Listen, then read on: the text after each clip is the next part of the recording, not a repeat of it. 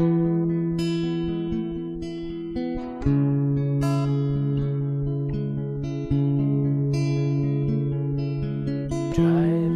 fast straight to my house, I'm thinking of you.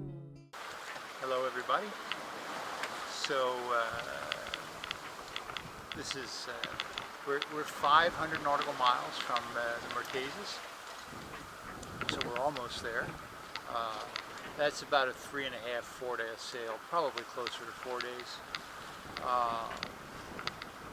Beautiful weather today. We're making 5.5–6 knots, a couple knots current, following current. Winnie's down asleep.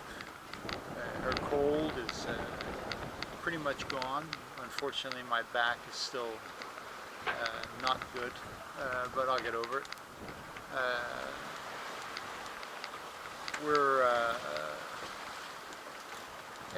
This is like 20th day or something. It's a lonely out here. You know, all you see is blue water and waves and some clouds. You don't see anything else. It's hard to tell one day from another, except maybe the weather. Well, yesterday there were squalls. No, there weren't any squalls today. It's a long sail. One of the people we met who's going to sail across the Atlantic single-handed, and we were dutifully impressed, of course, single-handing across the Atlantic. He looked at us. He was a very, very, very experienced sailor and sailed the Pacific several times. He said, well, it's not that far. And at the time it was like, oh, well, okay.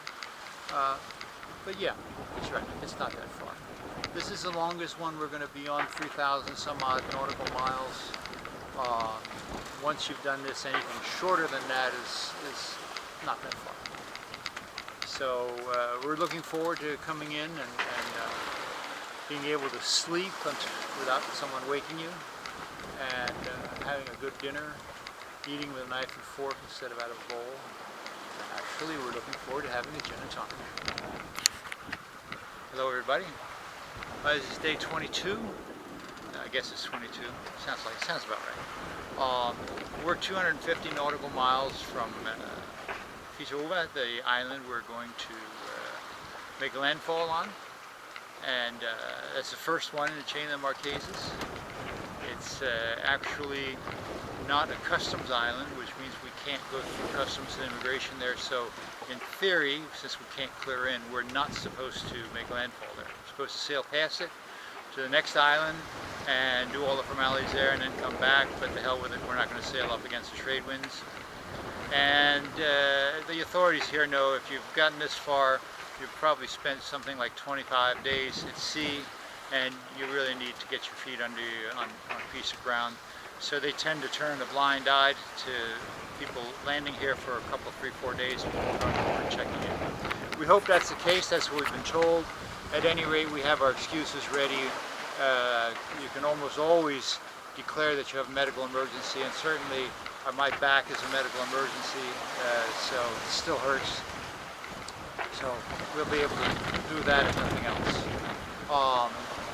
It's been a good passage. Right now it's blowing about 20 knots. Looks like the weather forecast says we're going to have this all the way in the next 2 days, so that's good. We have a bunch of fishing fleet over that way. Fortunately, they're that way, and we will not be getting entangled in them. We were passed yesterday by a French yacht called Zephyr.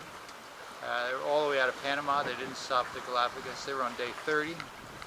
And it came close enough to see that they were flying a Jenniker as their only sail, which is a huge sail in the front. And they were being tossed and turned in every which direction. The boat was literally jumping from wave type to wave top. And I said to Winnie, I said, oh, God, I'm happy I'm not on that boat. If they've been sailing like that for 30 days, they've got to be totally destroyed.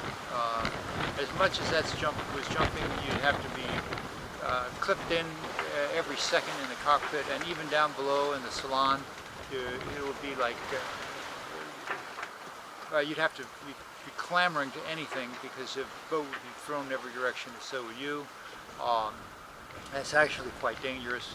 Lots of people, even in the salon, end up getting tossed over into the walls, breaking an arm or a leg. And a couple of years ago I read about a guy who got tossed when a bad wave hit and he broke his neck. He actually died. Even up here in the cockpit, the boat can be tossed so heavily and so quickly from one side to the other that if your nut clips in you, there's an actual real danger of you being tossed overboard. So we certainly, Winnie and I don't like to sail like that, and I would have to say that, not while I think I'm an old salt of any kind, as far as I'm concerned, that was the wrong kind of, wrong set of sails to have up. It was dangerous as hell. Winnie and I are much more conservative. We like to be able to sit and have a cup of coffee without having to clamor for dear life. So brunch this morning was bacon and ham, or ham and eggs, which is very good. Filled stomachs up, and Winnie's gone down to go to sleep. And we got the last couple of days to go in before it's, guess what, gin and tonic time, adult beverage time. Yes sirree. We're going to have ourselves a couple of G&Ts, and they're going to taste good, and then we're going to go to sleep.